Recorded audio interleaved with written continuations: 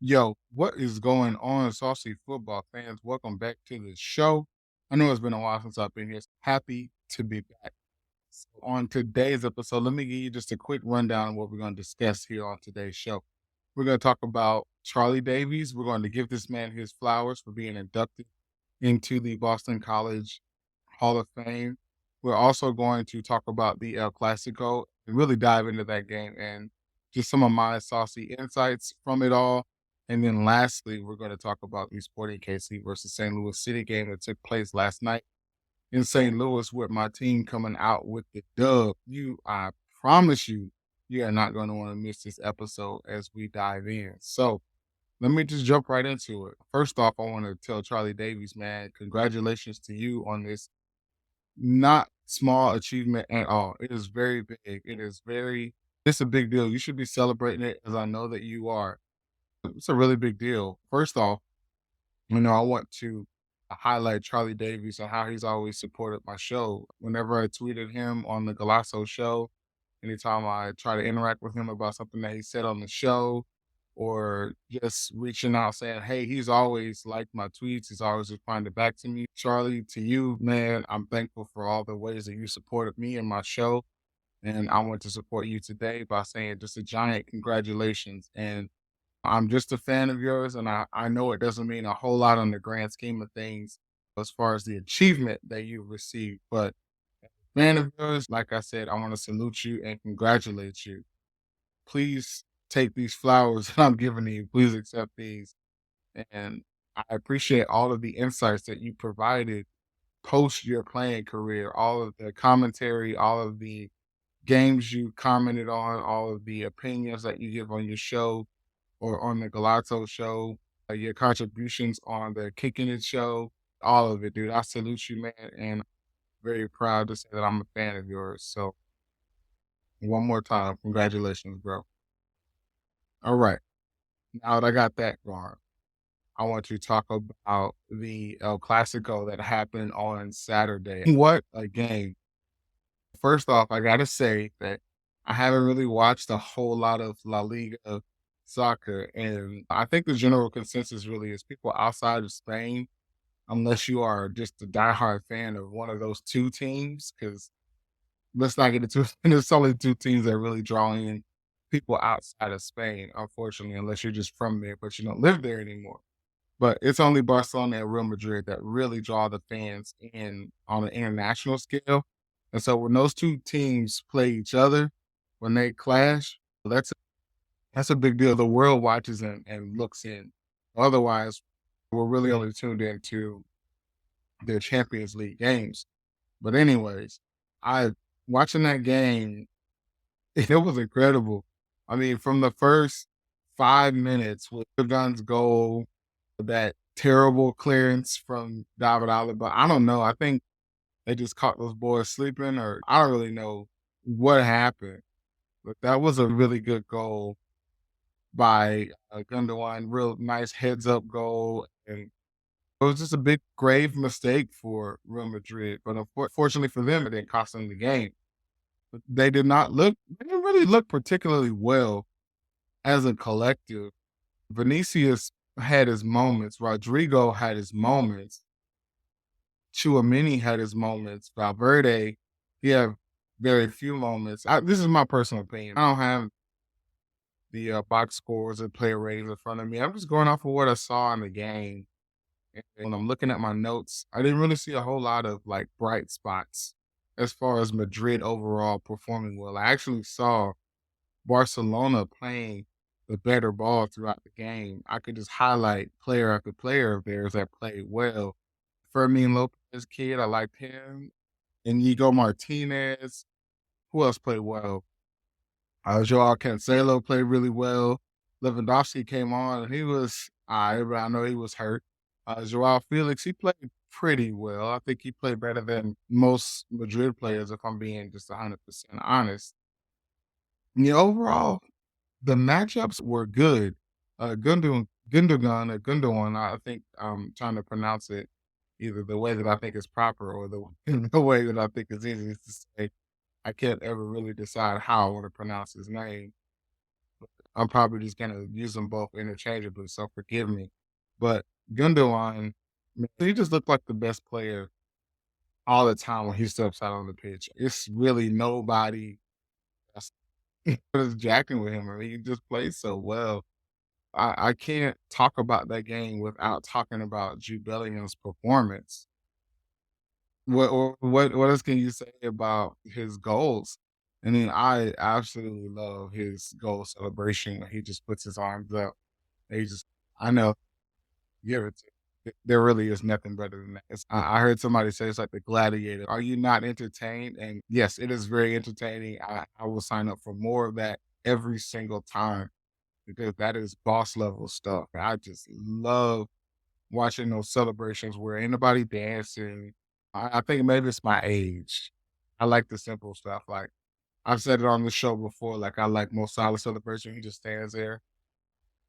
And all his teammates, they're going crazy around him, and he just keeps stone faced. Like no celebration is the celebration, and it's almost more disrespectful to the team. It's like, how dare you not celebrate you scored on it? That was hard. You know what I'm saying? So, I like Bellingham celebrations, but like I said, even watching him play as far outside of the goals, I think if he didn't score those 2 goals, he would have been mostly anonymous to me. Like his play didn't really jump off the screen, but there's something to be said about being in the right places at the right times and also finishing the chances that you get.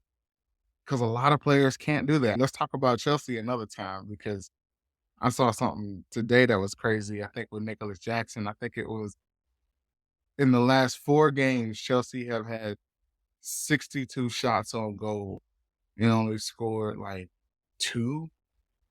And ugh, yikes! Like I said, there's something to be said about being in the right spots at the right times and still putting away your chances. Hats off to Bellingham for just being incredible and scoring those goals. I think he really truly is informed, and hats off to him for his performance.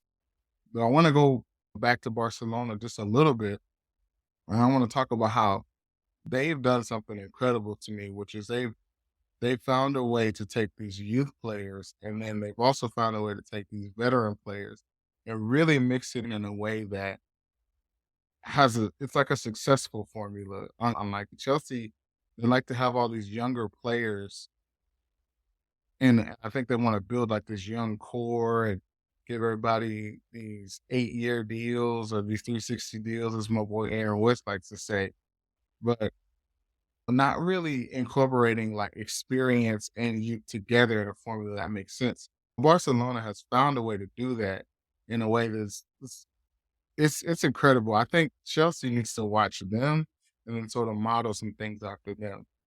But they've got 16-year-old academy players consuming serious minutes in El Classico in big time games. That is nothing. That is no small feat, and clubs around the world would love to be able to do that.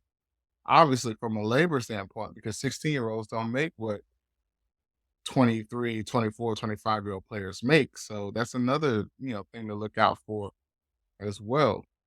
Those younger guys being able to contribute the minutes that they do. And these are homegrown players. They're not going out and buying these kids. They are in their academy.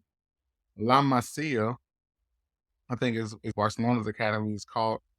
I was an uneducated man. I like to call it La Masia, but it's La Masia. Yeah, La Masia. La Masia. I think I said it wrong again. La Masia is the place where they're getting their young talent from. And those guys are coming on and they're playing these big time roles, these big time games. So, like I said, Barcelona's got the winning formula right now as far as the youth movement is concerned. And if Chelsea really wants to do something like that, they need to take notice, but also get some more veteran talent mixed in to really make a completely successful equation. And the last thing I want to say about El Clasico, I really want to highlight the end of the game.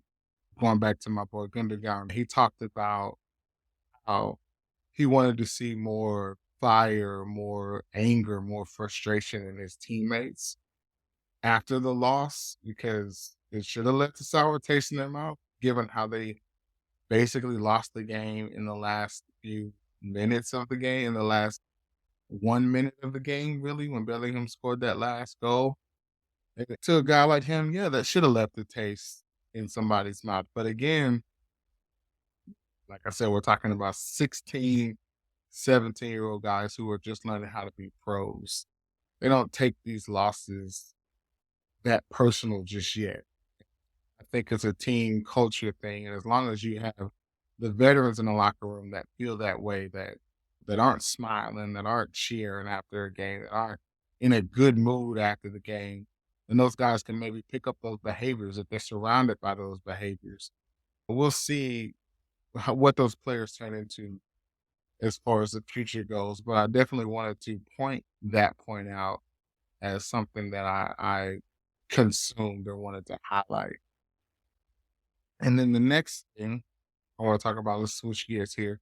I want to talk about the Sporting KC and St. Louis City showdown that I watched last night. That was a really good game, especially if you are a Sporting KC fan, because when you look at that, Logan and Denbe scoring his first goal as a pro, and for that first goal to be as ridiculous of a shot that was, Roman Berkey actually did not stand a chance at that goal. I mean, it was a good night. My son was asleep, and I almost woke him up because I was screaming how beautiful that shot was. It was a really incredible shot, and I really derived a lot of joy from that. So I want to also give hats off to Logan, congratulate him on his first goal as an SKC player because that was incredible and really fun to watch. Really happy to see. Yeah, but I also wanted to say I want to emphasize that the weather also I think it did play more of a factor than anybody wants to admit. It was cold and it was wet, and I would have not wanted to be out there. If I had a choice, I would not have been out there. I guess I did have a choice. I could have gone to the game, but I didn't because I know the weather was going to be disgusting. But that cold, wet weather, I certainly it played a factor. There's no doubt in my mind. But I also want to say that SKC was really dialed in. I mean, the players were locked in. There was a call early that went against Gotti Kinda. I think it was like an out of bounds call. And the fire that you saw from him, obviously, if you're a coach, maybe you want to harness that in a little, but the fire, the anger, the frustration you saw when he knew that ball wasn't out of him. And I did feel like some of the calls weren't going our way early, but the rest ended up in the ship as we kept scoring goals.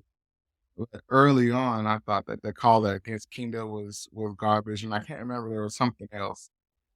I think there was a couple corners that didn't go our way. It was like, what? I thought to myself, I think I said out loud, what game is this we're watching? But I also want to highlight Joao Klaus. That man, I'm a believer. Like I'm not gonna abandon my squad or my team, but Joao Klaus, that dude is the real deal.